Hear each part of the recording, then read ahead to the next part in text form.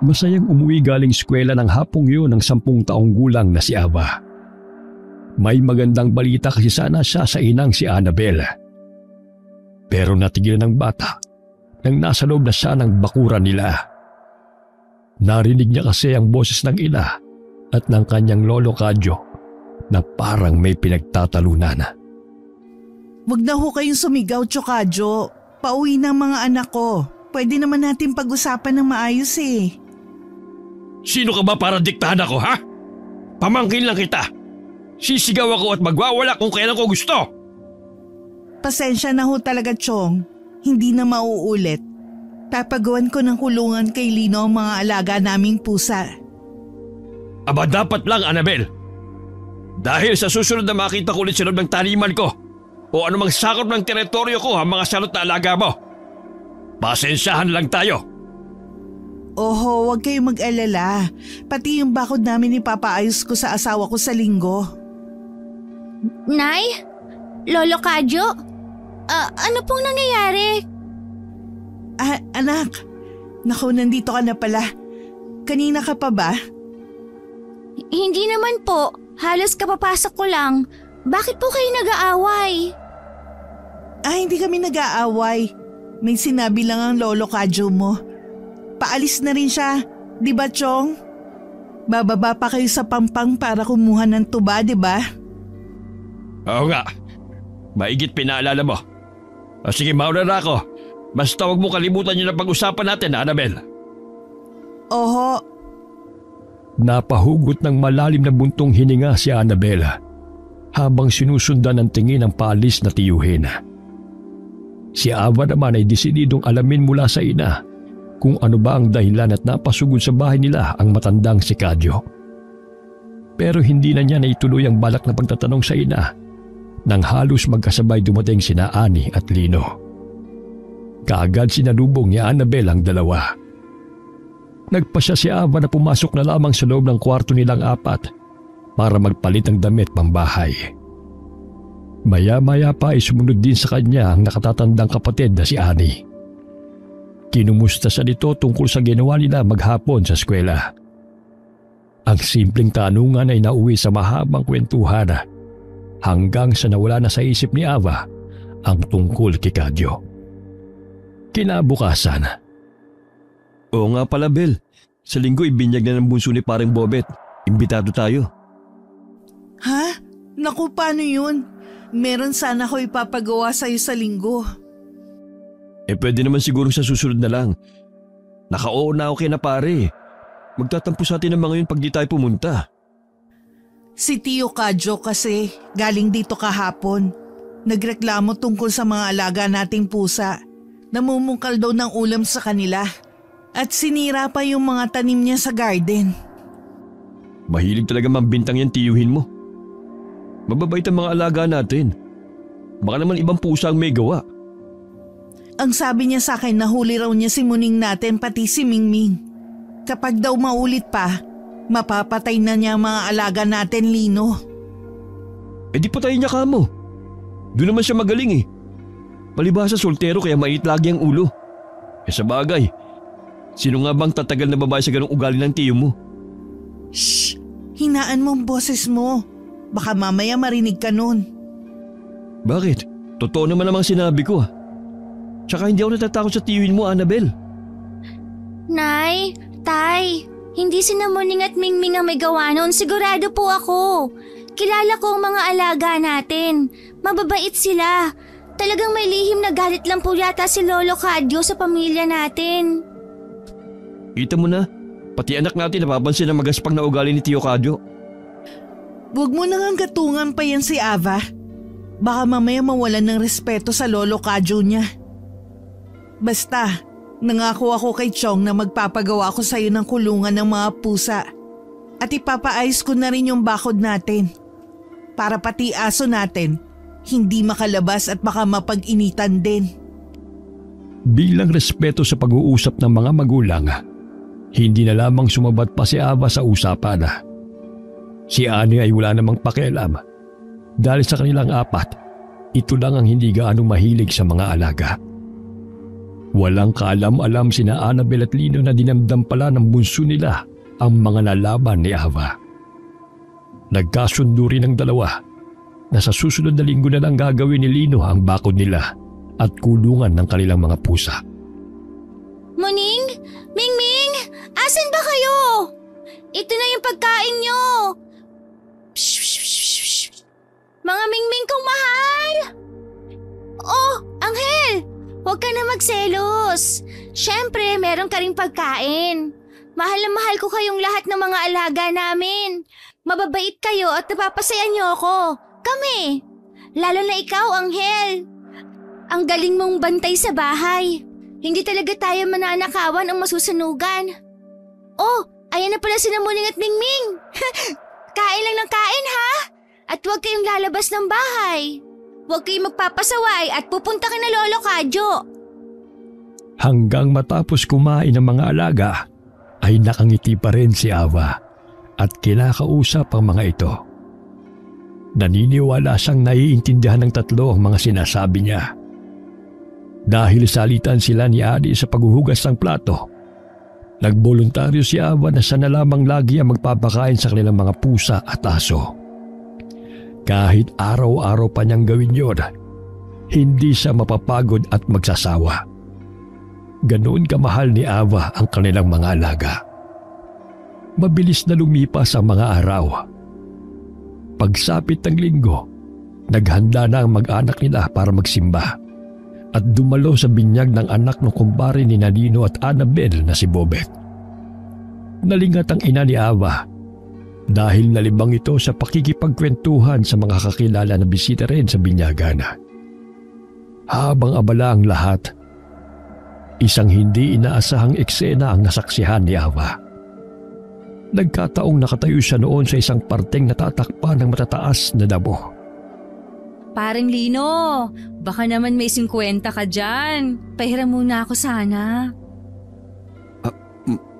Maring Cecil, teka lang. Alisin mo yung braso mo sa leeg ko't baka may makakita sa atin. Bakit naman? Apektado ka ba? Ha? Hindi. Baka kasi may makakita sa atin at kung anong isipin. Wala naman tayong ginagawang masama. Tsaka magkumpare naman tayo. At sabi mo rin, hindi selosa ang asawa mo. Eto na hinihiram mo. Bahala ka kung kailan mo ibabalik, Mare. Sabi ko na nga ba, hindi ako mapapahiya pag sa'yo ko nagsabi ng problema ko, Lino.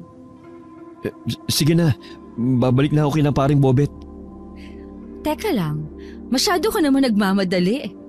Samahan mo muna ako dito. May problema kasi kami ng boyfriend ko. Wala akong ibang mapagsabihan. Ganun ba? Pero... Please, paring Lino. Kahit saglit lang. Mailabas ko lang yung daladala ko mabigat. Sige, pero saglit lang ha. Baka hanapin ako ni Annabel tsaka ni paring Bobet. Salamat, Lino. Nanlaki ang mga mata ni Ava nang makitang biglang niyakap ni Cecil si Lino. Kilala niya ang babae dahil ninang ito ni Ani. Madalas din magpunta sa bahay nila si Cecil para magpagawa ng kung ano-ano kay Lino. Hindi maipaliwanag ni Ava ang nararamdaman niya noong mga oras na yon. Bukod sa nasaktan siya sa mga nakita, ay nakaramdam din siya ng galit sa babaeng yumakap sa tatay niya. At ang lalong ikinasama ng loob ni Ava ay nang hindi man lang ito sinuway ng ama niya. Bagkus ay ginantihan pa ng yakap. Hindi na nasaksihan pa ni Ava mga sumunod na pangyayari. Tumakbo kasi siya palayo sa lugar na yon habang umiiyak. Masamang-masama ang loob niya kay Lino. Akala niya ay tapat ito sa kanilang ina. Pero pinagtataksilan pala nito si Annabel. Hindi na bumalik pa si Ava sa bahay ni Bobet. Umuwi siya sa bahay nila at umiyak ng umiyak. Makalipas ang ilang araw, may dumating na tao sa kanila na may dalang mga litrato. Mga kuha yun sa simbahan ng binyagan. Yung babae na yan, Nay! Ang ina ni Ate Annie, nilandi niya si tatay! Ava, anak, ano bang pinagsasabi mo? Totoo, Nay! Nagyakapan sila doon sa parting tago habang abala kayong lahat sa binyagan. May relasyon sila ni Tatay. Niloloko ka ni Tatay, Nay! Ava, masama ang mambintang. Pero nagsasabi po ako ng totoo.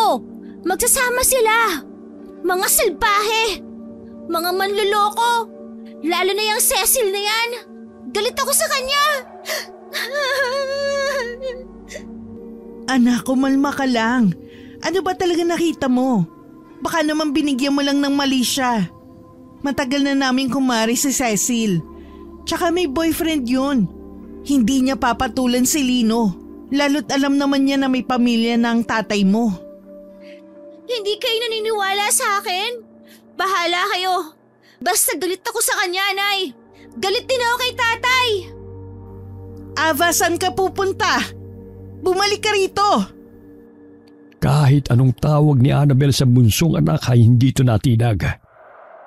Sinubukan niya pang habulin si Ava, pero hindi na niya ito nasundan. Napabuntong hininga na lamang ang babae. May tiwala sa asawang si Lino. Kung sakaling totoong nakita ng anak nila, si Cecil ang dapat niyang kumprontahin. Napapansin niya rin naman ang pasimpleng pagdikit dito ng babae. Ang madalas na pagpapapansin. Hindi lamang niya maaming nagsaselos siya dahil si Lino lang talaga ang nagpursige para makasal sila. Tanggap pa rin siya nito at pinakasalan kahit isa siyang disgrasyada. Gusto sanang tanungin ni Annabel ang asawa kinahapunan, pero ayaw niyang dagdagan ng pagod dito. Kaya pinalipas na lang muna niya ang araw. Kinabukasan, nagulat siya nang umuwi si Ava na pumapalahaw ng iyak. Ano nangyari sa'yo, anak? Bakit ka umiiyak? May umaway ba sa'yo sa eskwela? Ang ate-ani mo, hindi mo ba kasabay umuwi? Nay, ang mga alaga natin. Ang mga alaga natin.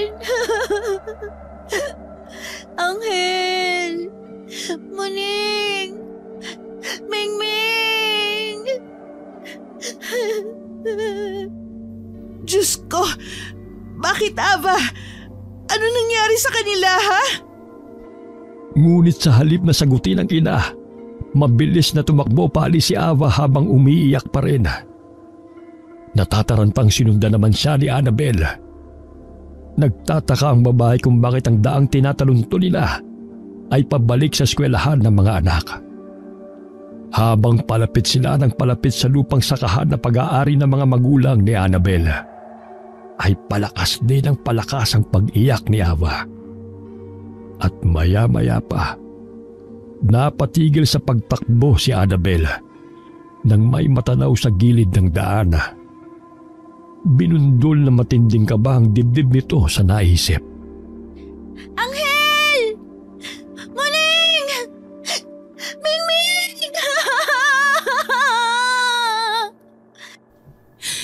Diyos ko, hindi to totoo. Masama siya, Nay! Salbahe! Galit ako sa kanya!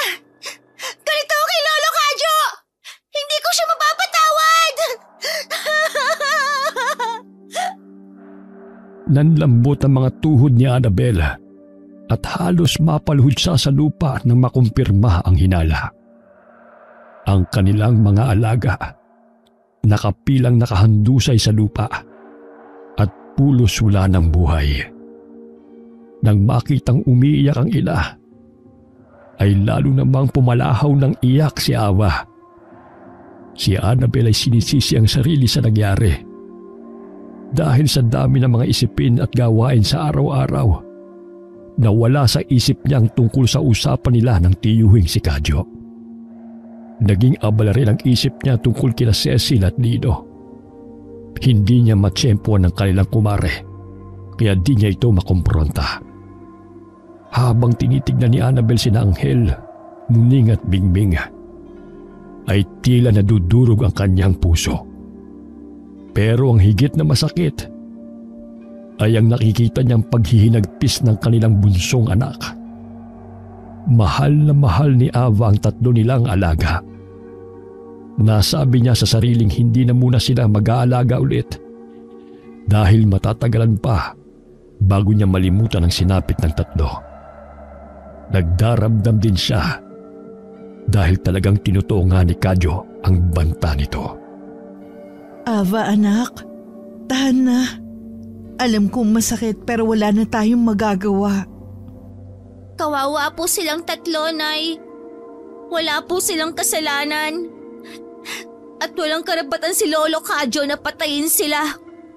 Hindi naman po siya Diyos, di ba? Palagay ko nilason niya ang mga alaga natin. Hindi lumalabas ng bakuran natin si Angel. Siguro naamoy niya lang yung ginawang pain na pagkain ni Chong. Kaya pati siya nadamay. Hindi ko po siya mapapatawad, Nay.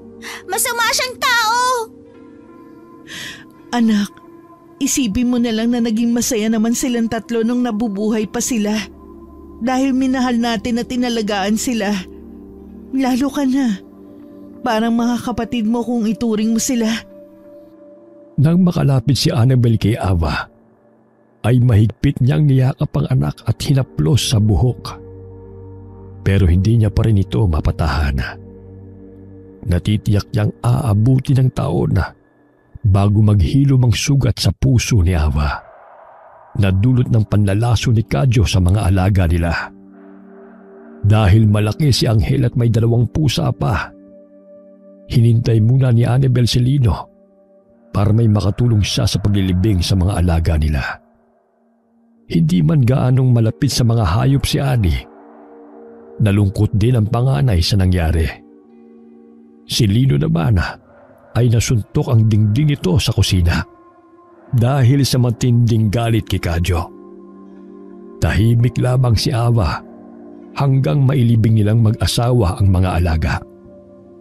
Umiiyak pa rin ito pero hindi nagsasalita. Labis na nag-aalala si Annabel para sa bunsong anak. Ano lang muna natin si Bunso. Hayaan mo siya magluksa, Bel. Kung doon mas gagaan ang pakiramdam niya. Pero hindi siya kumain maghapon, Lino. Baka mamaya mapabayaan ni Ava ang pag-aaral niya. Kakausapin ko siya mamaya bago matulog. Pero huwag mo na munang pilitin bumalik sa loob ng bahay.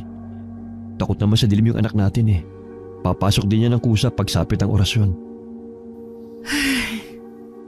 Hinayaan nga muna si Ava ng mga magulang na magpaiwan sa may likod bahay kung saan inilibing ang pinakamamahal niyang mga alaga. Hindi pa rin siya makapaniwalang wala na ang mga ito. Wala na siyang papakainin, paliliguan at makakalaro pag uwi galing eskwelahan. Wala nang anghel na sasalubong sa kanya sa pagpasok niya pa lamang sa kanilang bakuran.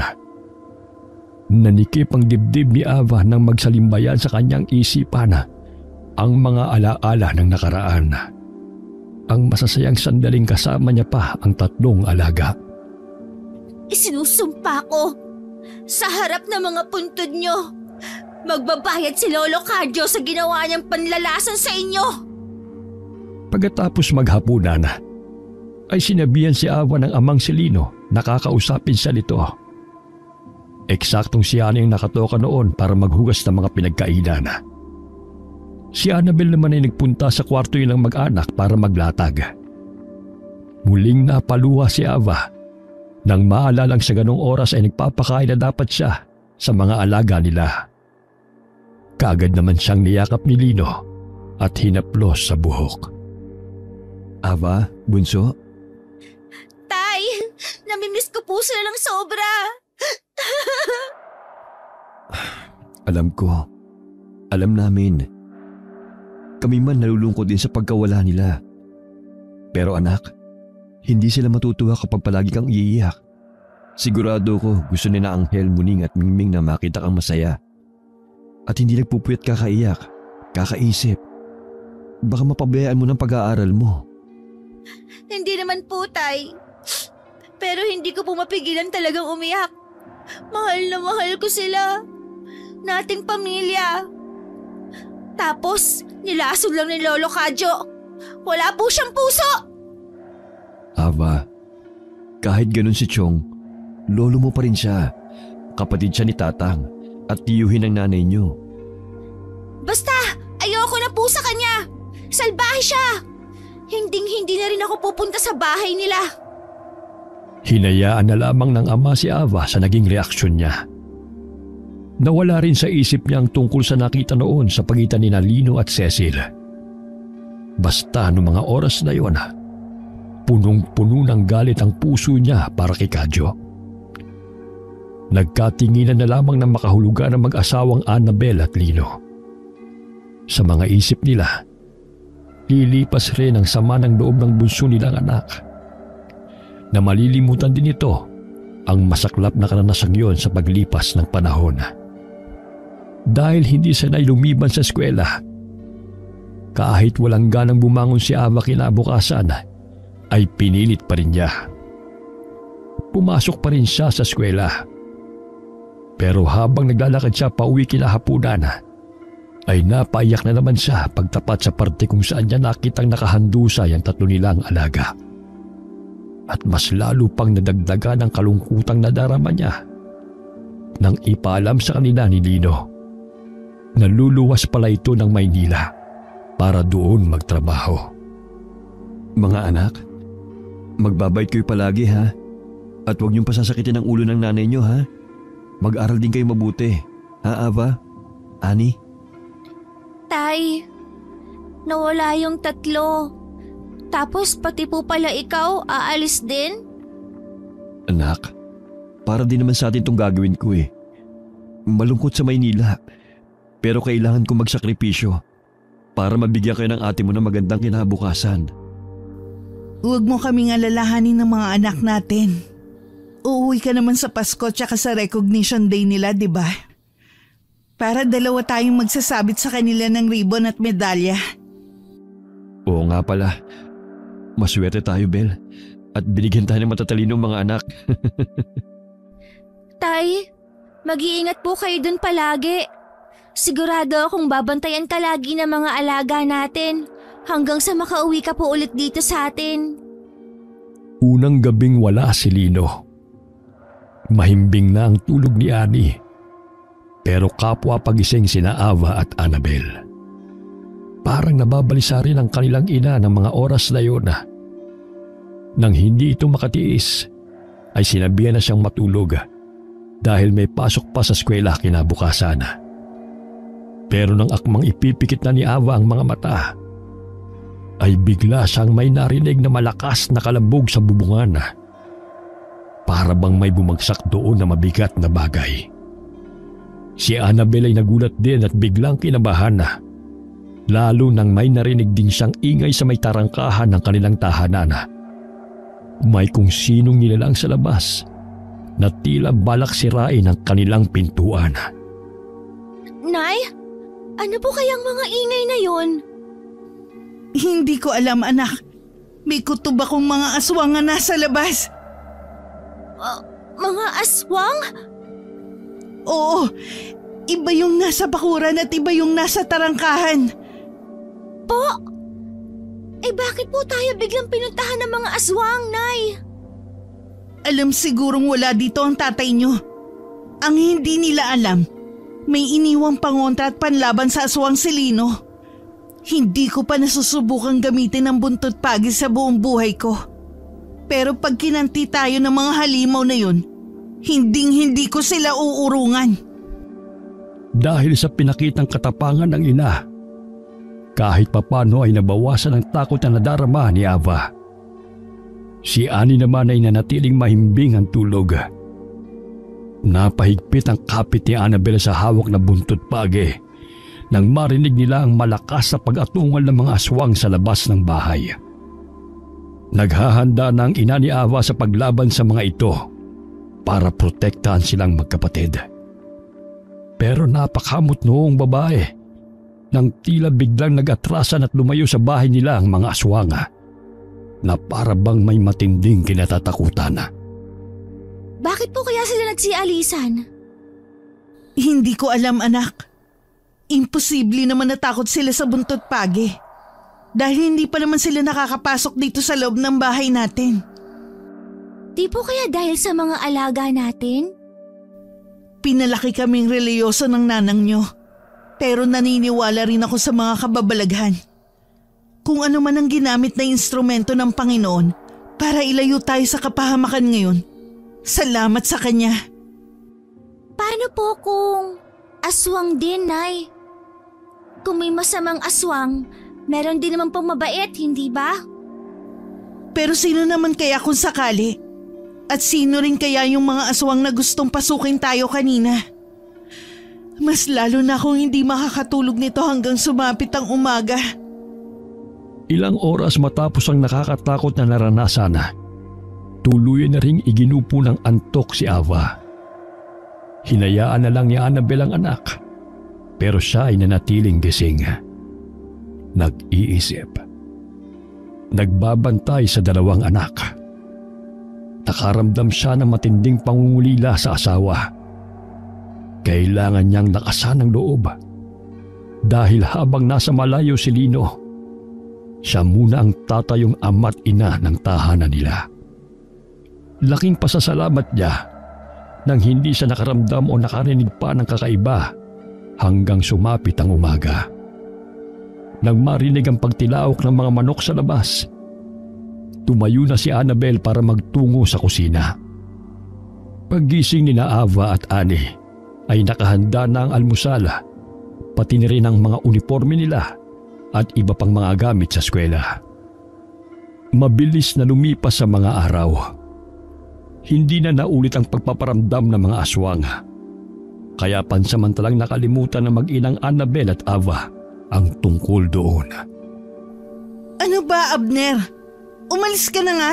Hindi ko na gusto yung mga lumalabas sa bibig mo. Bel naman, huwag ka nang magpakipot. Wala naman dito si Lino eh. Pati mga anak mo. Walang makakita sa atin. Kilabutan ka nga. Inaanak ka ni Nanang, kaya para tayong magkapatid, Abner. Ni minsan, hindi kita tinuring na kapatid. Mga bata pa lang tayo, gusto na kita. Kontra lang kasi si Ninang, kaya kay Lino ka tuloy napunta. May asawa at mga anak ka na rin naman. Pero hindi ko gusto si Marie. At lalong hindi ko siya mahal. Ikaw lang ang nag-iisang babaeng kinabaliwan ko ng ganito, Annabel. Kaya sige na. Pagbigyan mo na ako. Bitiwan mong nanay namin! Masama ka rin! Gaya ni na Cecil at Lolo Kadyo! Ava! Salbahe ka! Papatayin kita! Lintik! Awatin mo nga yung anak mo! May hawak na kutsilyo! Nakuha ka agad yung kutsilyong nasa may dingding ng pawid! Ava! Dapat sa'yo mamatay! Porket wala dito ang tatay namin, gusto mong gawa ng masama ang nanay namin! Ava, bitiwan mo yung hawak mo! Baka masaksak mo si Abner! Hayop! Napakatapang pala nitong bunso mo! Ava, sinabi ng tumigil ka! Ibaba mo yung kutsilyo! Salbahe ka! Isusumbong kita kay tatay! Hindi naawat si Ava ni Annabel nang tumakbo siya palabas ng bahay dala ang hawak na kutsilyo. Umiiyak siya habang tumatakbo. May mga eksenang nagsalimbayan sa kanyang isipan. Una, noong nakita niya sina Cecil at Lino. At pangalawa, noong nakita niyang patay na ang kanilang mga alaga. Nang mapagod sa kakatakbo ay nagpasyang tumigil si Ava. Nasa tapat na pala siya ng Pampanga, sa kaparangan kung saan nakatali ang mga baboy, kambing at baka nila, pati na rin yung sa kanilang mga kamag-anak.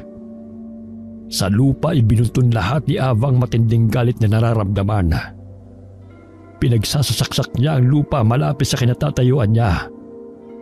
Habang isinusumpa sa sariling katulad ni na Cecil at Kadyo, ay markado na rin sa kanya si Abner, ang manyakis na kinakapatid ng nanay nila. Natigilan lang siya bigla nang may marinig na papalapit na mga yabag. Nanang Tere? Oh, Bakit ka umiiyak, Nene? Dahil salbahe po sila. Galit ako sa kanila. Sino ba sila? Sinong umaway sa kaibigan ko? Sina Cecil, Abner at Lolo Kadyo po, Nanang Tere. Si Kadyo? Bakit anong ginawa niya sa'yo? Pinatay niya po ang mga alaga namin. Nalason sila ni Lolo Kadyo. Nagtaka si Ava dahil tila biglang natigilan at di kaagad nakapagsalita ang matandang babae pagkarinig sa pangalan ni Kadyo. Napansin niyang tila nag-ulap din ang mga mata nito. Maya-maya ay may biglang naalala si Ava at di nakatiis na magtanong kay Teresita tungkol doon. Nanang Tere, di po ba doon kayo dati nakatira kina Lolo Kadyo? Oo. Bakit mo na itanong? Kaya po ba kayo umalis pagkamati ng lola namin? Dahil pinalayas kayo ng salbahing matandang yon? Hindi, Nene. Kusa akong umalis. Hindi ako pinalayas ni Kadyo. Huwag niyo po siyang pagtakpan. Alam ng lahat dito sa atin na salbahe talaga siya. Malaki ang utang na loob ko kina Kadyo. Ilang taon din akong pinatuloy sa tahanan nila. Mula pa nung mapadpad ako dito sa inyong isla, Nene. Buti pa po kayo. Mabait. Pero Nanang Tere, galit po talaga ako sa kanilang tatlo. Si Cecil, inakit niya ang tatay ko. At si Abner naman, may balak na masama sa nanay ko. Lahat sila, gagantihan ko paglaki ko. Isinusumpa ko yun. Nene. Nagpasalamat pa rin si Ava dahil kahit pinalis na ni Kadyo si Teresita sa bahay ng mga ito, may ibang kumupko pa rin sa matandang babae. Nagpaalila ito kapalit ng libreng tirahan at pagkain. Kapag nakakasabay niyang umigib ang matanda, tinutulungan niya ito. Binibigyan din ni Ava ng pagkain si Teresita. At kung napapadaan ito sa tapat ng bahay nila, inaalok niya ito magkape o di kaya ay magmerienda. Dahil doon ay naging malapit sila sa isa't isa at kaibigan na ang turing niya sa pobreng matanda. Mga walang iya kayo! Mga walang galang sa matanda! Akala niyo ba uurungan ko kayo? Ano? Nene, hayaan mo na sila. Hindi po, Nanang Tere! Isusumbong ko sila sa mga magulang nila mamaya dahil sa pambabastos sa inyo. Nauna naman talaga kayo sa kanila sa pila dito sa igiban. Mga madadaya! Mga salbahe! Hindi sa lahat ng pagkakataon dapat mong pairalin ang katapangan.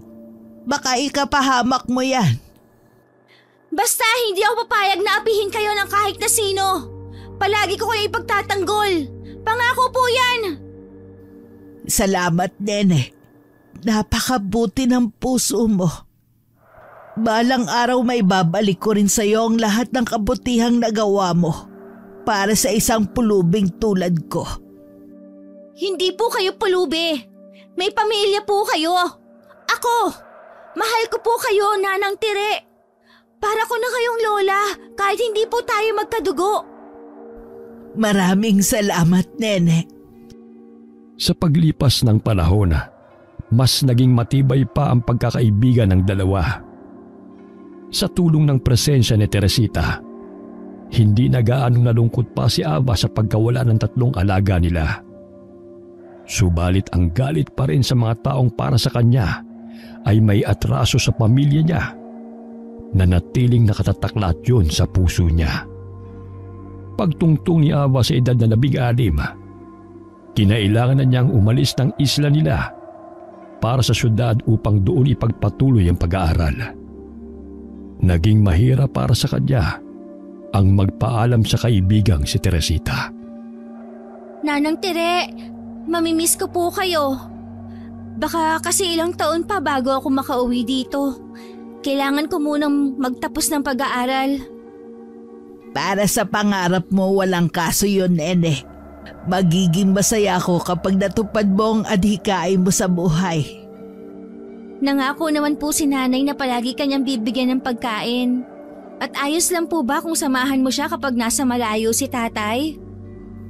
Oo naman, kahit hindi mo sabihin. Palagi ko naman kayong sinusubaybayan, nene. Tinitiyak kong ligtas kayo lagi sa kapahamakan. Salamat po. Mag-iingat kayo palagi. Ikaw din. At bago pala ako umalis, pwedeng magkita tayo sa may Pampang. Hihintayin kita roon. Bakit po? Sige po. Pupunta ako, Nanang Tere. Nagtataka man ay hindi nag-alinlangan si Ava na pagbigyan ng hiling ni Teresita. Habang nag-iimpake ng mga gamit at damit, ay hindi niya napigilang mapaluha. Hindi pa man siya umaalis, ay nangungulila na kaagad siya sa pamilya niya at sa lugar na kinalakhan. Ganon din sa mga kaibigan niya at kalaro na hindi pinalad makapagpatuloy ng pag-aaral.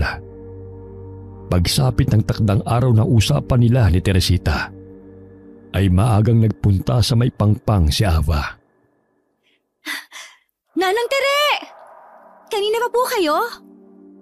Hindi naman. Halos magkasunod lang tayong dumating. Teka, bakit parang matamlay po kayo? Wala ito, nene. Napagod lang siguro ko kahapon sa bukid. May nagpagamas kasi na kapitbahay na tinutuluyan ko. Sayang din yung kinita. Para sa iyo, nene. Babaon ko sa pag-alis mo. Naku, wag na po. May pamasahe naman po ako. Pagdating naman sa syudad, doon po ako titira sa kapatid ni tatay. Itago niyo po yan. Mas kailangan niyo po yan para may pambili kayo ng kape at tinapay. Hindi ko na rin magagamit to dahil... Sige na, tanggapin mo na. Para sa'yo talaga ito, Ava. Nang Tere, ngayon niyo lang po ako tinawag sa tunay kong pangalan. Nasanay na po akong nene ang tawag niya sa akin. Naalala mo ba yung araw na sinabi ko sa'yo, babawi ako sa lahat ng kabutihan mo sa akin? Ito na ang araw na yun, nene. Ano po bang ibig niyo sabihin? Bukod dyan sa kinita ko sa paggagamas, may ibibigay pa ako sa iyo. Makakatulong ang mga to sa paghihiganti mo sa mga taong may atraso sa iyo. At para kahit saan ka magpunta, kasama mo pa rin ako.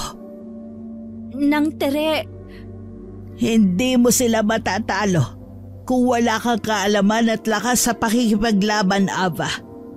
Dahil ang mga taong yon ay hindi ordinaryo. Lalong-lalo na ang lolo Kadyo mo.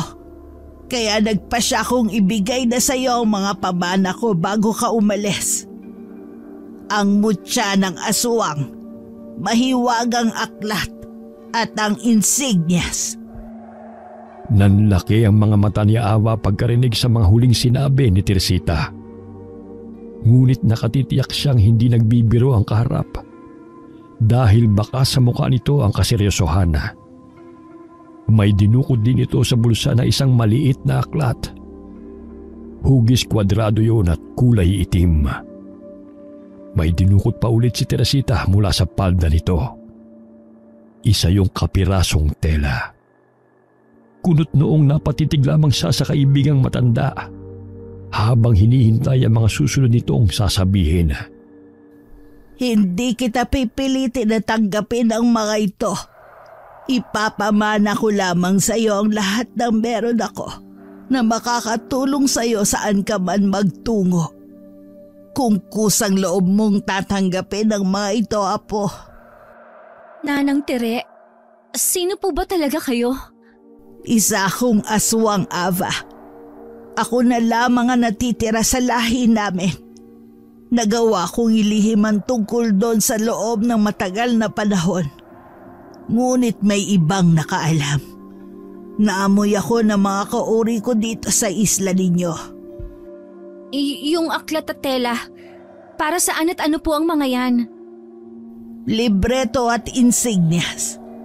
Bago ko ipaliwanag sa iyo kung ano ang mga ito, hindi ka ba natatakot sa akin?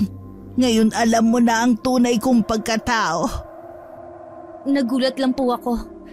Pero hindi ako natatakot sa inyo. Kayo pa rin naman yan, ang lola ko at kaibigan. Alam kong hindi niyo ako sasaktan.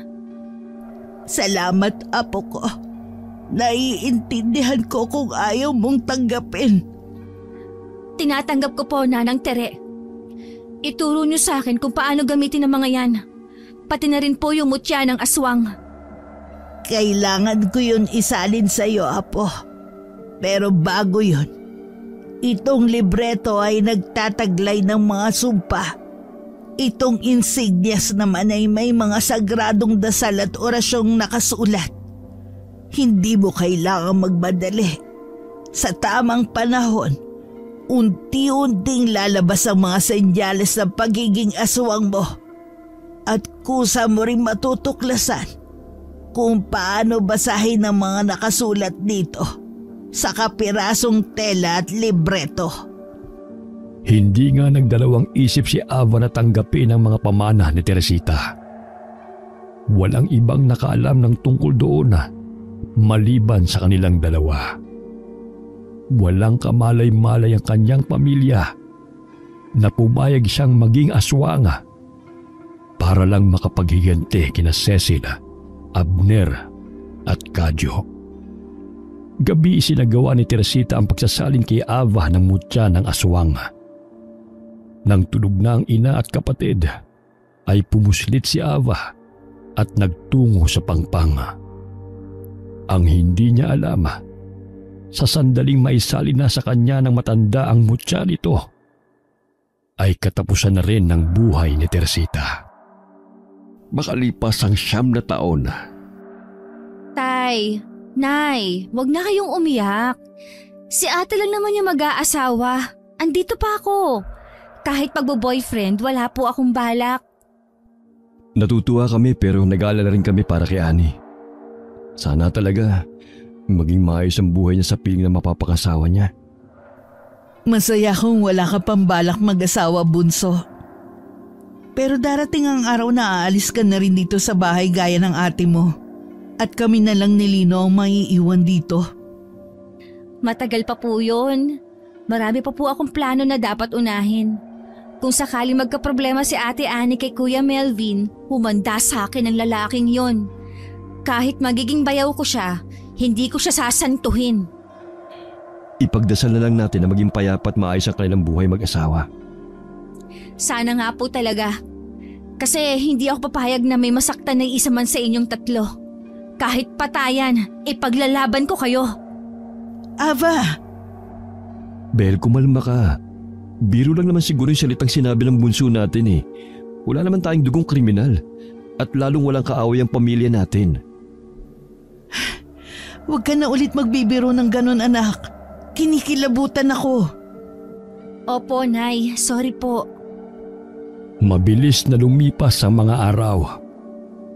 Nang lumipat na si Ani sa bahay nilang mag-asawa, labis na nalungkot sina Ava, Lino at Annabel.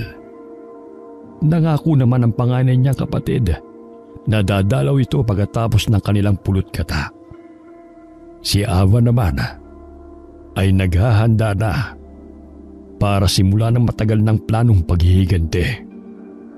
Ang nangunguna sa kanyang listahan ay si Cecil, ang malanding kumare ng mga magulang niya. Sa loob ng 9 na taon, napag-aralan na niya ng gusto kung paano gamitin ang libreto, insignias at mutya ng aswang ni Teresita. Hindi na rin siya nagulat nang malamang isa pala si Cecil sa mga aswang na sumugod noon sa tahanan nila. Kung ganon, isa ka palang awok. Mahinang klase ng aswang. Saan at paano ka naging katulad ko? Wala ka nang pakialam doon. Ang isipin mo kung paano mo matatakasan ang nalalapit mong katapusan. Hayop ka, Ava! Noon pa man salot ka na. Hadlang ka sa pagmamahala namin ng ama mo. Huwag kang hangal, Cecilia. Walang gusto sa'yo si tatay. Si nanay lang ang nagmamay-ari ng puso niya. Napatunayan ko yun sa paglipas ng panahon.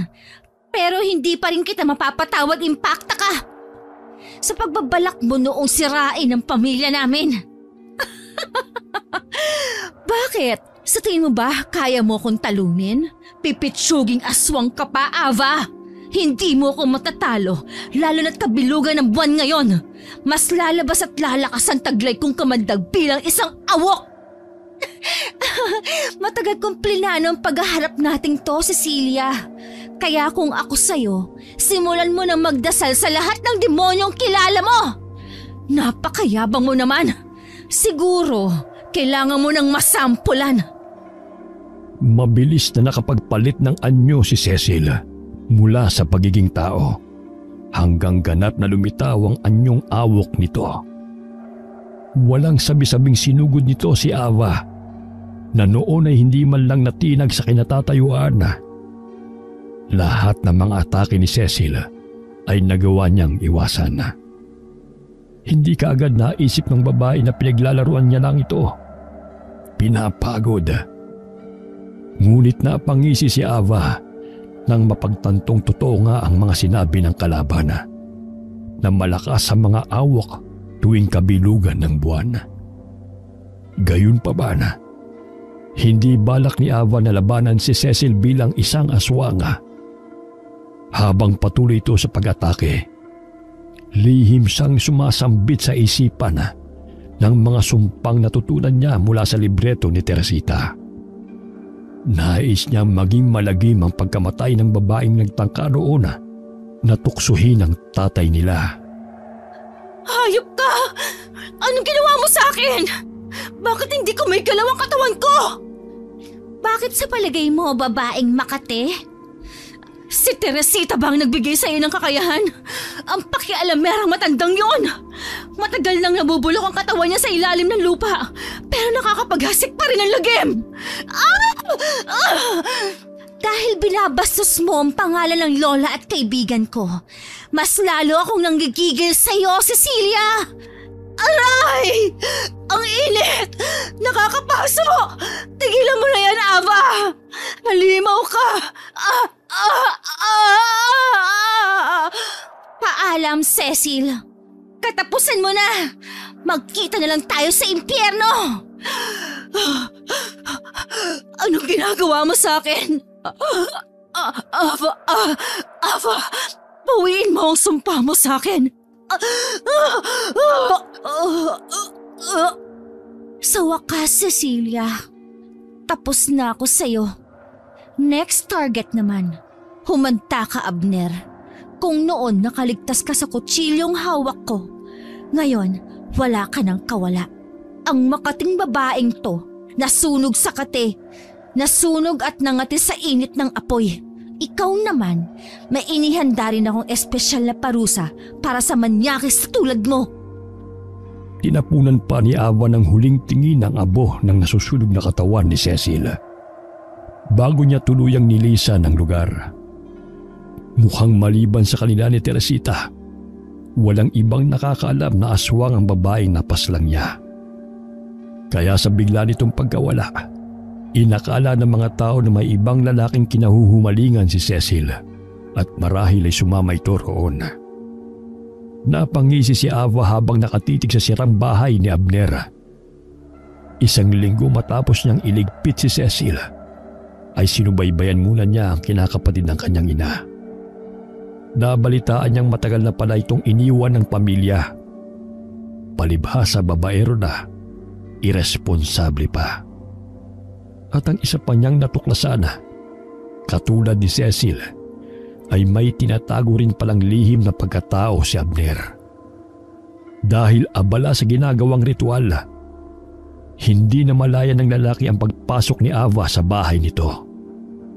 Bukod pa doon, gumamit din ang dalaga ng kapangyarihan ng tagabulag na natutunan niya sa libreto ni Teresita.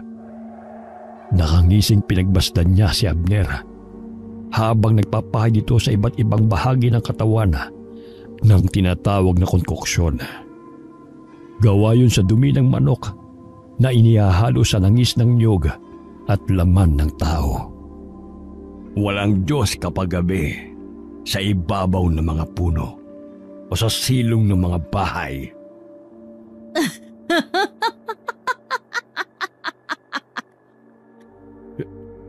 Sino ka? Nasaan ka?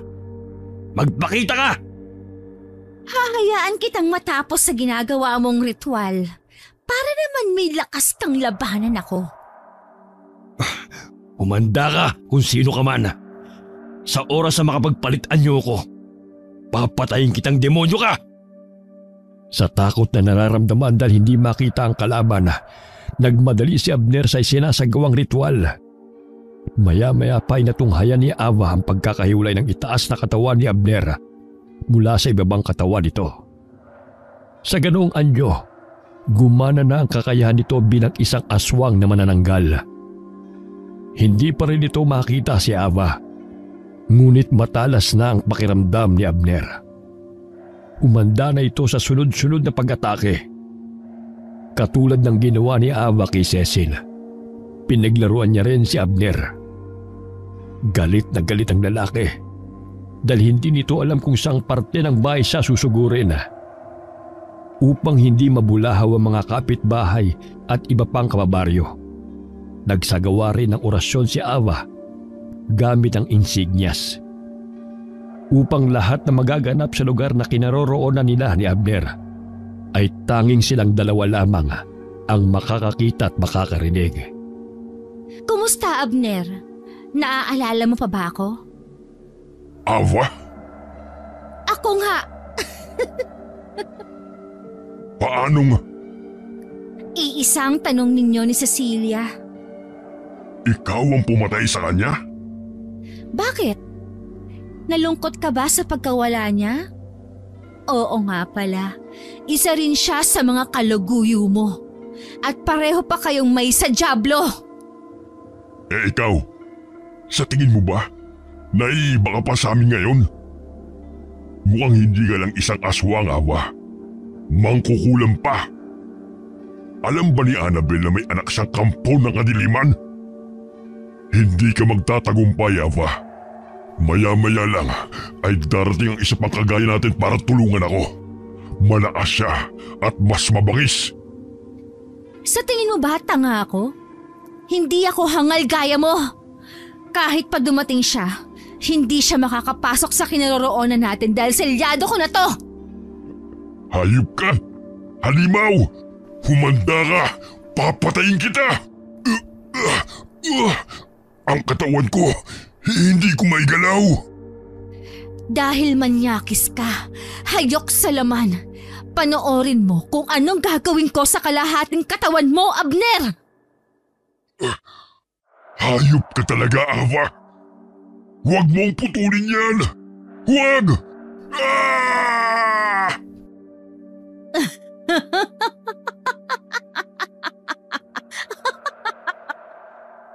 Dahil paralisado ang pangitaas sa katawan ni Abner, wala itong magawa kundi panoorin si Ava sa ginagawa niya sa maselang bahagi ng katawan nito.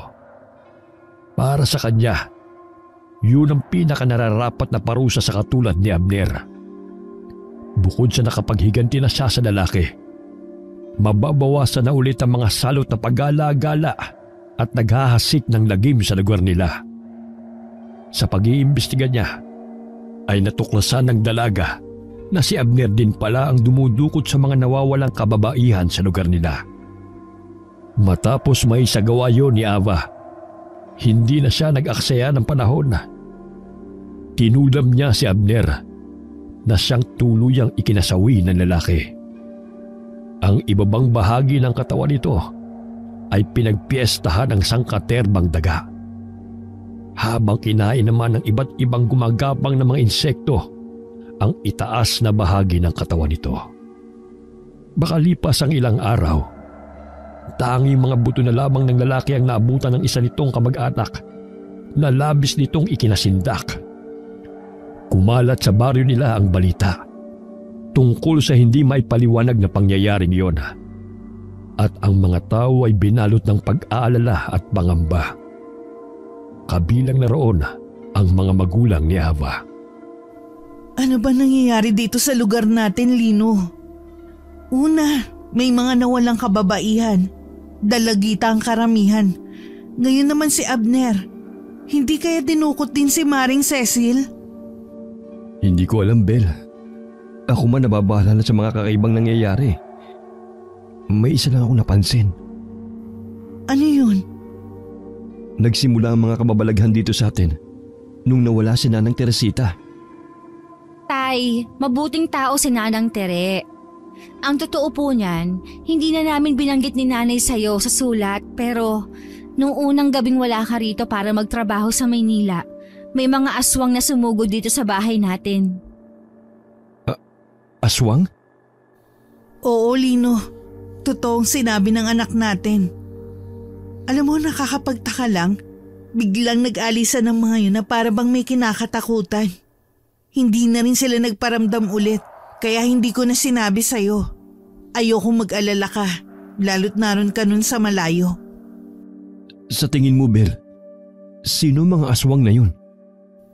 Wala pa rin akong ideya hanggang ngayon. Kung hindi nga nabanggit ni Ava hindi ko maaalala ang tungkol doon. Gusto sanang sabihin ni Ava sa mga magulang na alam na niya kung sino ang mga aswang na yun. Walang iba kundi sina Cecil at Abner. Kaya lamang ay magtataka mga ito kung paano niya natuklasan yun. Nanatiling tikom na lamang ang bibig niya upang hindi rin maghinala ang mga ito na may kinalaman siya sa pagkawala ng dalawa.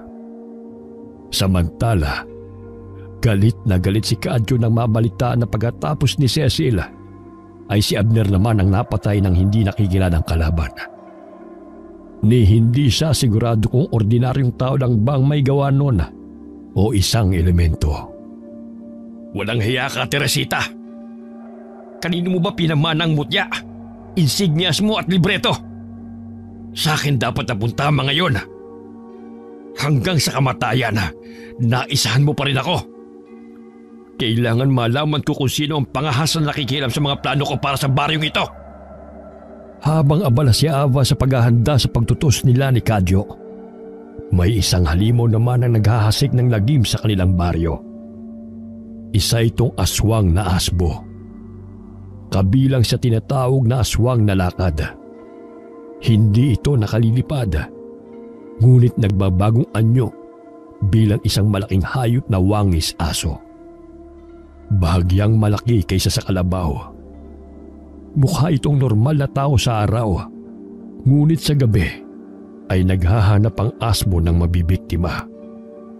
Hindi ito katulad ng ibang mga aswang na kumakain ng bangkay, kundi isang uri ng aswang na mahilig sumipsip ng dugo at kumakain ng laman ng tao. Ngunit ang pinakapaboritong lantakan nito ay sariwang puso at atay ng tao. Nakakaalarma na talaga man nangyayari dito sa lugar natin, Annabel. Sunod-sunod na ang mga hindi maipaliwanag na krimen. Kagabi, may nabiktima na naman daw ang aswang. Natagpuan ng biktima na wala ng puso, atay pati laman loob. Diyos ko, Lino. Puntahan mo kaya muna ang panganay natin. Hindi ako matatahimik hanggat hindi tayo nakakasigurong nasa maayos siyang kalagayan. Oo nga po, Tay. Parang nakakapagtaka nga na hindi na ulit bumibisita si Ate Annie dito sa atin. Sasama po ako sa inyo, Tay. Ako rin, Lino. Sasama ako sa inyo. Teka, Nay, Tay. Ako na lang po kaya muna magpunta kina Ate. Kukumbinsin ko siyang dito na muna sa bahay para masiguro natin ang kaligtasan ninyo. Sigurado ka ba, Bunso? Opo, maaga pa naman. Babiyahin na po kami pabalik dito bago pa kami abutan sa daan ng paglubog ng araw. Nakahinga ng maluwag si Ava nang pumayag ang mga magulang sa suhestyon niya. Bigla kasi nakaramdam ng panganib ang dalaga. May hinala siyang nasa panganib ang Ate Annie niya. Kung kasama niya sina Lino at Annabel, mahihirapan siyang iligtas ang nakatatandang kapatid. Isa pa, baka pati ang mga ito ay mapahamak din. Wala pa naman siyang ideya kung sino at nasa ng iba pang mga kalaban. Malakas ang kutob niyang aswang din ang kanyang susunod na makakaharap. Mas lalong nakumpirma ng dalaga na tama ang hinala niya nang halos kalahating oras na siyang kumakatok Pero hindi pa rin siya pinagbubuksan ni na Annie at Melvin. Maya-maya pa, may naamoy si Ava na panganib. Palapit yun sa may pintuan. Kaagad umusan ng orasyon ng dalaga upang hindi siya makita ni Numana. Kagaya ng ginawa niya noon pagpasok sa bahay ni Abner. Tulong! Tulungan niyo ako! May halimaw sa bahay na to! Papatayin niya ako! Tulong! Matapos ang paulit-ulit na pagsigaw, bigla na lamang yung nawala. Naghihintay si Ava sa muling pagsigaw ni Annie mula sa loob ng bahay. Pero hindi na niya narinig muli ang boses nito. Dahil doon ay labis siyang nag-alala para sa nakatatandang kapatid. Nagulat pa siya nang biglang magbukas ang pinto at iniluwa mula roon ang kanyang bayaw. Ngunit napakunot noo ang lalaki nang wala itong makitang tao sa labas. Sinamantala naman ni Ava ang pagkakataon upang makapasok sa loob ng bahay. Magkahalong gulat at galit ang naramdaman niya nang masilayan si Annie na walang malay sa sahig. May busal sa bibig at nakatali ang mga kamay. Ilang minuto rin siyang nanatiling nakamasid sa mag-asawa hanggang sa magsalita bigla ang bayaw niya. Aalis ulit ako, Annie. Huwag ka na magtangkapang tumakas. Dito ko lang sa tabi ko dahil asawa kita. Sa oras na suwayin mo ang utos ko at sinabi mo sa mga tao, lalo na sa pamilya mo, ang tungkol sa tunay kong katauhan, sabay-sabay ko kayong papatayin. Nang mga oras na yun ay bumalik na ang malay ni Annie. Wala itong magawa kundi tahimik na lumuha at panoorin si Melvin habang papalabas ng bahay. Ang hindi nito alam, naroon lang si Ava at naghahanda na para iligtas siya. Dahil ayaw ng dalaga na mabunyag sa nakatatandang kapatid, nakatulad din siya ni Melvin at iba pa. Gumamit siya ng orasyon upang mawalan muli ng malay si Annie. Nagtagumpay din siyang mailabas ito ng bahay at maiuwi sa kanila nang walang nakakita sa pagtakas nila. Annie! Diyos ko, ano nangyari sa ate mo? Mamaya ko na po ipapaliwanag, Nay. Pumasok na muna tayo sa loob. Sinasabi ko na nga, Balino. Kaya sobrang kabog ng dibdib ko eh. May nangyayari nga na masama sa panganay natin. Kumalma ka lang, Bel. Ava, nasa si Melvin. At paano mo nabuhat mag-isa si Annie? Gayong malayo ang bahay nila mula rito. Tapos mabigat pa ang ate mo. Oo nga naman, anak. Paano? Nay, Tay. May tinatago ka sa amin? At wala kang balak sabihin? Kung hindi pa nanganib si Annie, hindi namin malalaman na naglilihim ka pala sa amin. Aswang ho pala si Nanang Tere. At sa akin na ipinamana ang mutya niya bago siya namatay. Ava, bunso. Bakit? Bakit? Huwag niyo na pong alamin kung bakit. Huwag na muna ngayon. Sasabihin ko rin naman sa inyo sa tamang panahon. Ang mahalaga, nakatulong sa akin ang pagiging aswang para maprotektahan ko kayo ni Nanay at Ate Annie. Ang anak ko. Ava. Tay, kayo na munang bahala dito. Bantayan ninyo si ate. Hahanapin ko si Melvin. Isa rin palang aswang ang manugang ninyo. At binihag niya si ate. Magtutuos kaming dalawa. Bakas ang matinding galit sa mga mata ni Ava ng mga oras na yun. Walang nagawa ang mga magulang niya para pigilan ang dalaga. Sa tulong ng kapangyarihan ng libreto, mabilis na nakabalik si Ava sa bahay ni Annie at ng asawa nito. Ngunit wala pa rin doon ang lalaki. May palagay siyang dumayo ito sa karatig baryo upang doon naman maghanap ng mabibiktima. Agad ding nakaisip ng paraan si Ava upang mapabalik si Melvin sa bahay nito. Gumamit siya ng ilusyon para linlangin ang lalaki. Si Annie ang kahinaan nito. Annie? Lintik, nasan ka? Imposibleng matakasan mo ako. Annie! Kinuha na namin siya at hinding-hindi mo na ulit makikita si ate. Pero magbabayad ka sa mga pananakit at pagbihag mo sa kanya dito sa malaimpyerno mong bahay. Kung ganun, ikaw? Ang hipag ko? Ikaw pala ang kalabang hinahanap ko, Ava? Bakit hindi man lang kita naamoy kung pareho lang pala tayong aswang? Dahil mahinang klase ka rin gaya ng iba, Melvin. Kayang-kaya nga kitang durugin ng pinong-pino nang hindi man lang nalalapatan ng daliri ko ang katawan mo. May alam ka rin sa itim na mahika? Papanong? Mismo. Bakit? Siyempre, sekreto. Pero hindi ko isisekreto sa mga tao ang magiging kamatayan mo, Asbo! Wala namang gaanong atraso kay Ava ang bayaw niya. Mahal talaga nito si Annie. Kaya lamang ay hindi na rin ligtas sa piling nito ang ate niya. Isa pa, nakakapirwisyo ang asmo sa katauhan nito. Hindi lang sa baryo nila, kundi pati na rin sa mga karatig lugar. Kaya naaawa man siya kay Melvin, kailangan niya rin itong tapusin. At ayaw na niya yung patagalin pa. Kung paanong pumapas lang ang lalaki, ganon ang ginawa rito ni Ava. Sa tulong pa rin ng libreto ni Teresita. Naglagay siya ng mga halimaw sa loob ng katawan ng bayaw at kinain ng mga ito ang puso, atay at mga laman loob ni Melvin. Ah!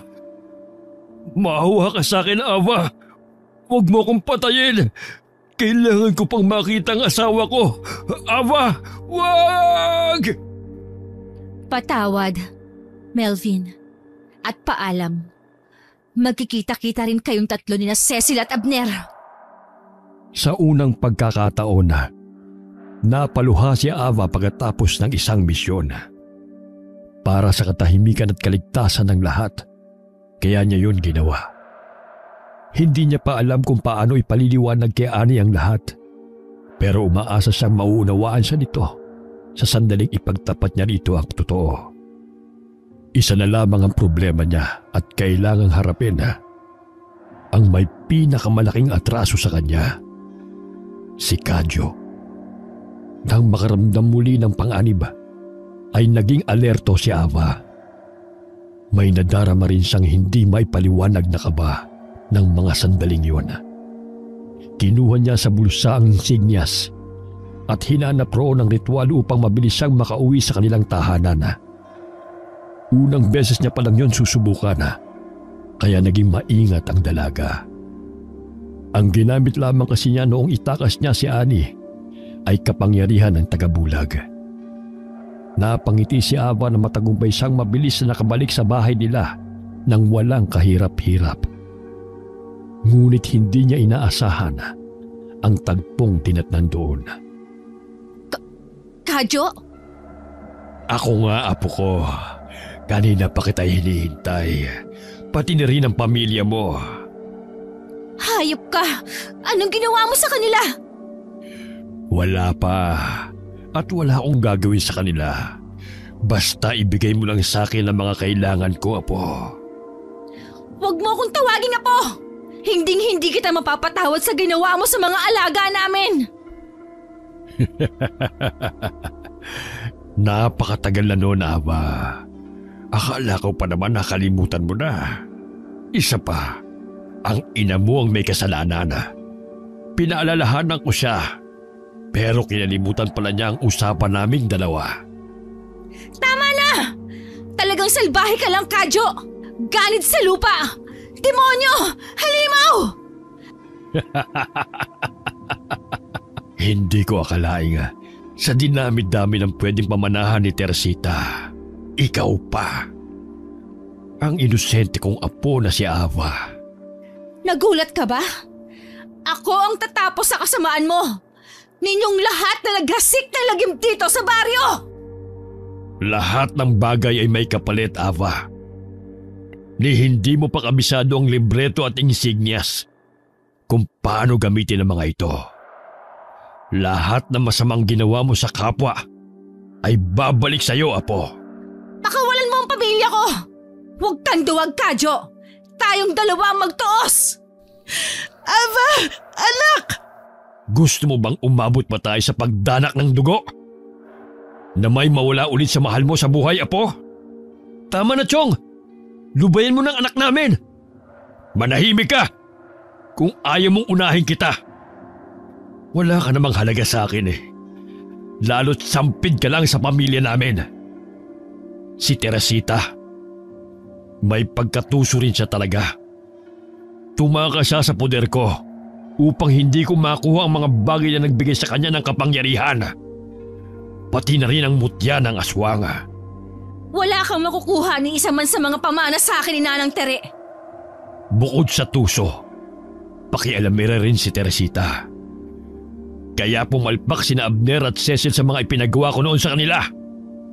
E di sana matagal na rin aswang ang mga magulang mo, Ava. Sana ngayon ay mga kampun ko na rin sila.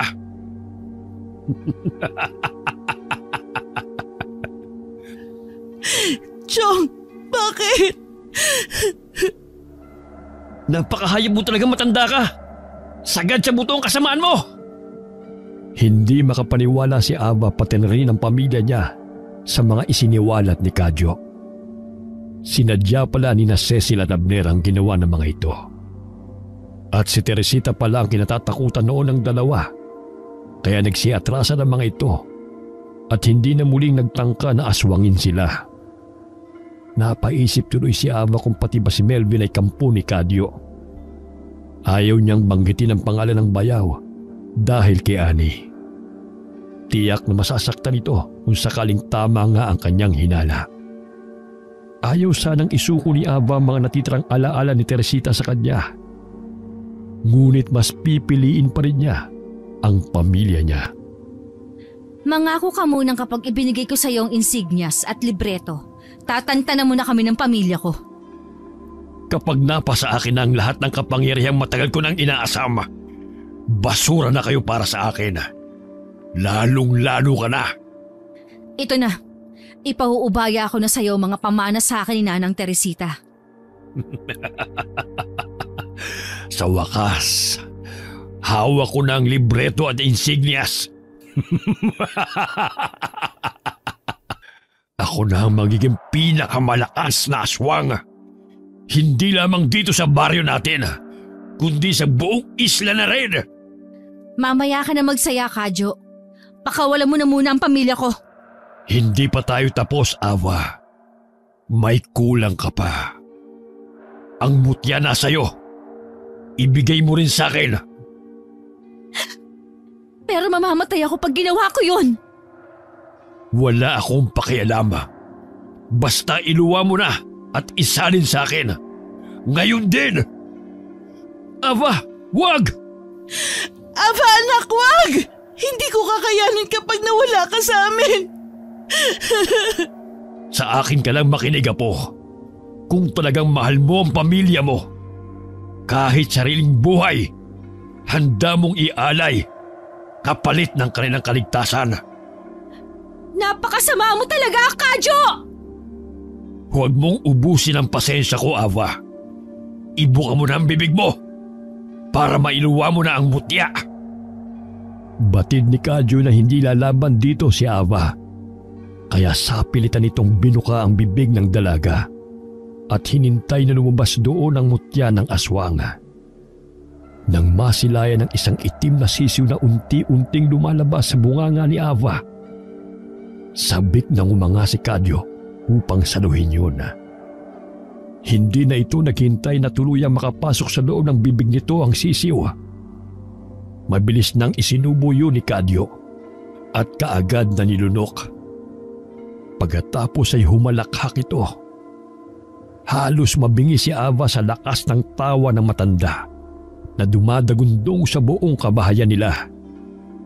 Walang kamalay-malay si Kadyo na habang nag-uusap sila, umuusal na ng mga sumpa at orasyon laban dito ang dalaga. Sa wakas, nasa akin na rin ang mga kapangyarihan mo, Teresita. May sasakatupara ko na ang lahat ng mga plano ko.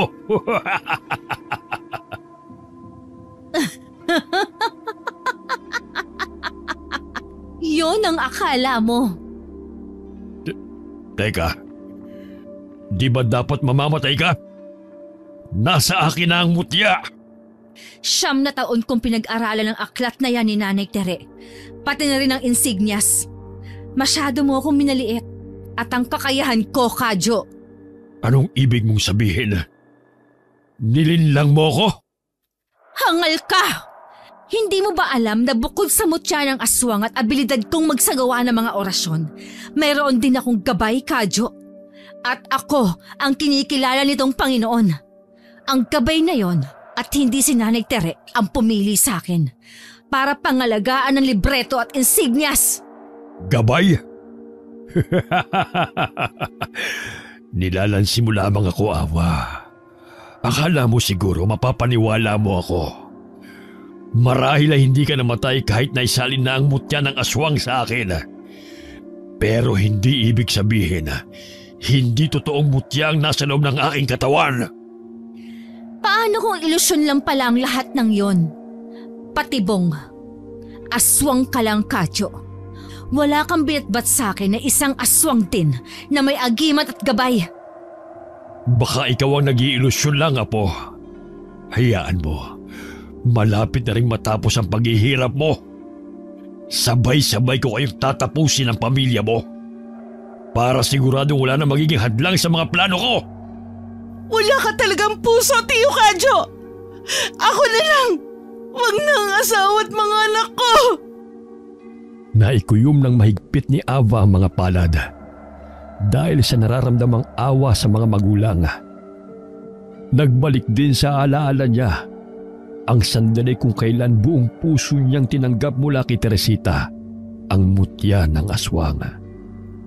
Inilapit ng matanda ang bibig nito sa kanyang bibig. Pagkatapos ay pinagdikit ni Teresita ang mga dila nila upang makatawid ang sisiw at tuluyang mamahay sa kanyang sinapupunan. Ayon pa sa matanda, kailangan daw na bukal talaga yon sa loob niya. Dahil kung hindi, ay mamumutla siya, manghihina at unti-unting papayat hanggang sa mamatay.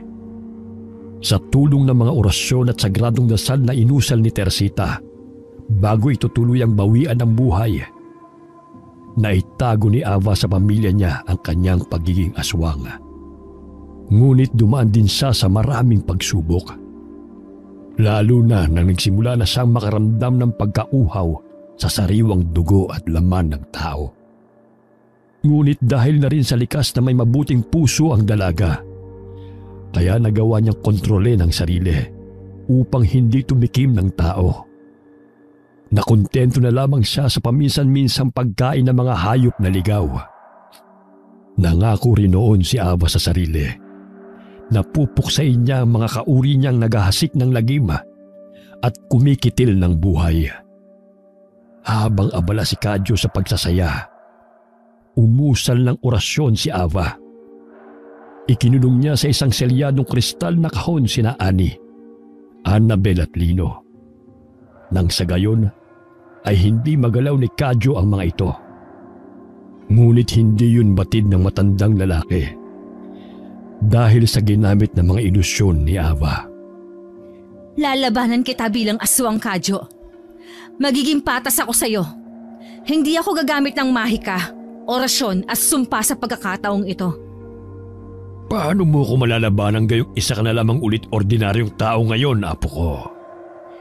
Masyado mo talaga minamaliit ang kakayahan ko. Alam mo, Ava, pwede ka namang magpasakop sa akin eh.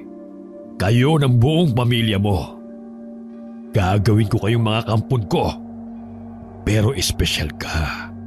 Dahil ikaw ang magiging kanang kamay ko. Hinding-hindi mangyayari yan, Kadyo. Mamamatay na muna ako. Ikaw, nasa iyo pa rin naman ang desisyon, apo ko. Marahil nga ay gustong gusto mo nang makasama muli si Teresita at ang mga pinakamamahal mong alaga. Hayop ka! Walang kasalanan ng mga alaga namin. Hindi ka nila pinirwisyo ang kahit na sino, Kadyo. Sadya lang talagang demonyo ka! Kaya humanda ka dahil ipaghihiganti ko sila! Paano na kaya kung pamili mo na ang paslangin ko? Lalo ka siguro manggagalaiti sa galit, Apo. Hinding-hindi mo sila magagalaw! Ako! Ang harapin mo! Kung talagang handa ka ng mamatay, sige, pagbibigyan kita. Natitiyak kong matutuwa si Teresita kapag nagkita na kayo sa kabilang buhay. Hinintay talaga ni Kadyo ang kabilugan ng buwan upang bihagi ng pamilya ni Ava. Bukod sa tuwing ganong sandali malakas ang aswang, kailangan din itong tumitig sa bilog na bilog at pulang buwan. Maya-maya pa, dumaloy sa mga mata ni Kadyo ang malapot na luha at unti-unti itong nagpalit ng anyo bilang isang manananggal. Sa ibang mga lugar, ang ganitong uri ng manananggal ay kilala bilang aswang na kubot.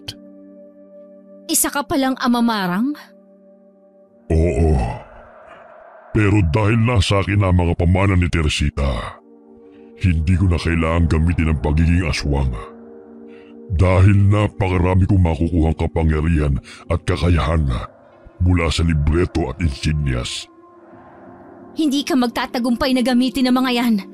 Pati na rin ang mutya ni Nanang Tere upang maghasik ng lagim, Kadyo! Wala ka nang magagawa pa.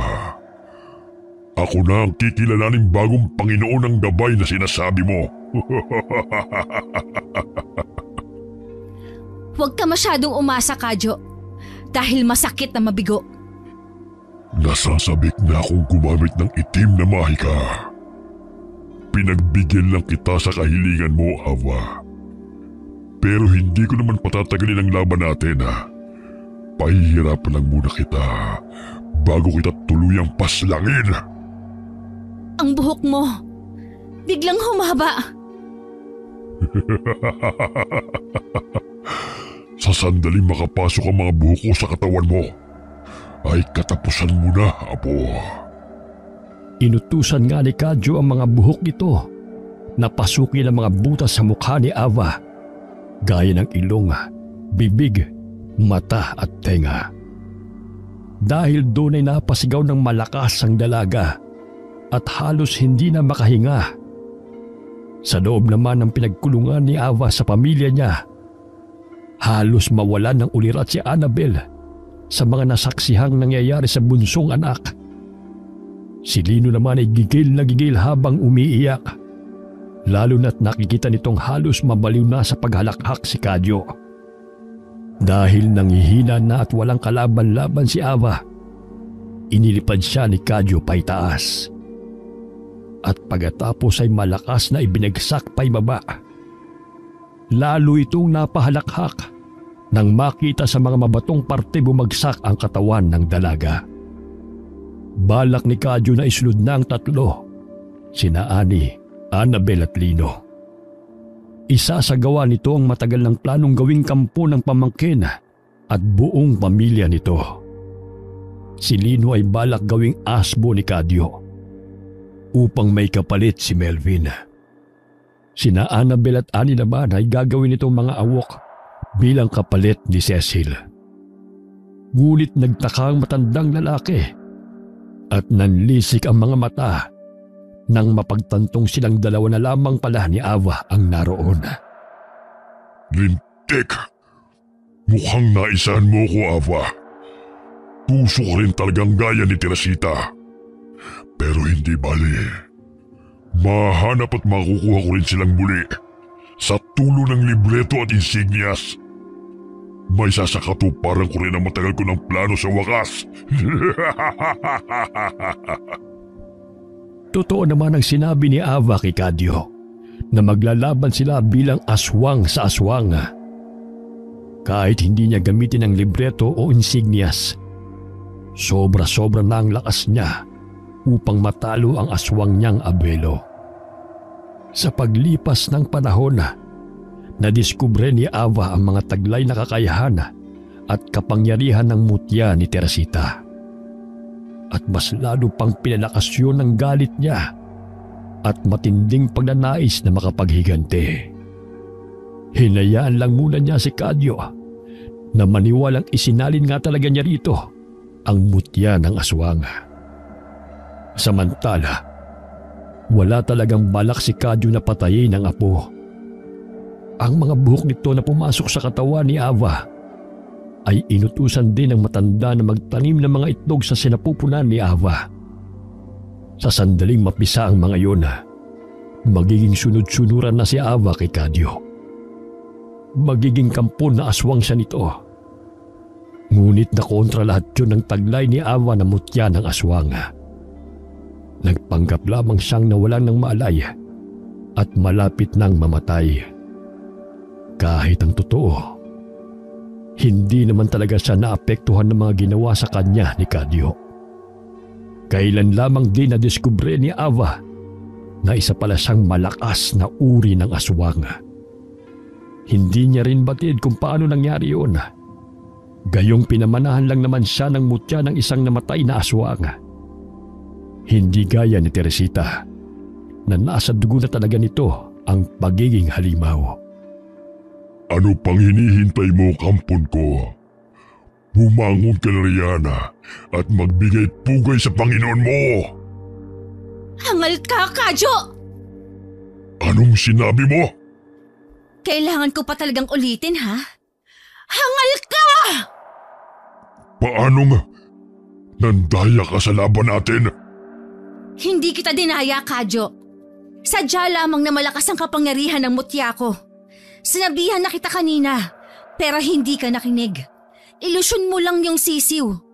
Sa palagay mo ba talaga isusuko sa'yo ang mutya ng aswang?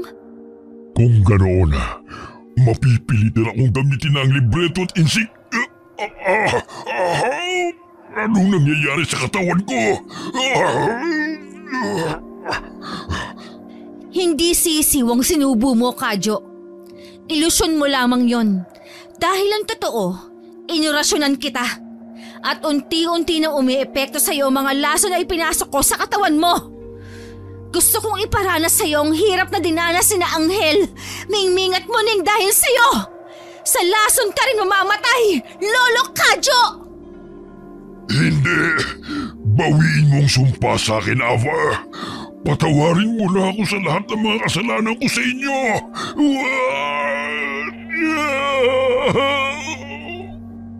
Walang kapatawaran ang ginawa mo. Dahil sa'yo naging halimaw ako. Dahil sa inyo! At akala mo ba talaga magpapatalo ko sa isang katulad mo? Hindi mo ako mapapatay!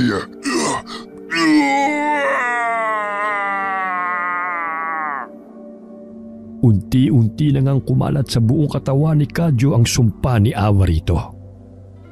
Blanko lang ang emosyon ng dalaga habang pinanonood kung paano mamilipit sa sakit si Kadyo.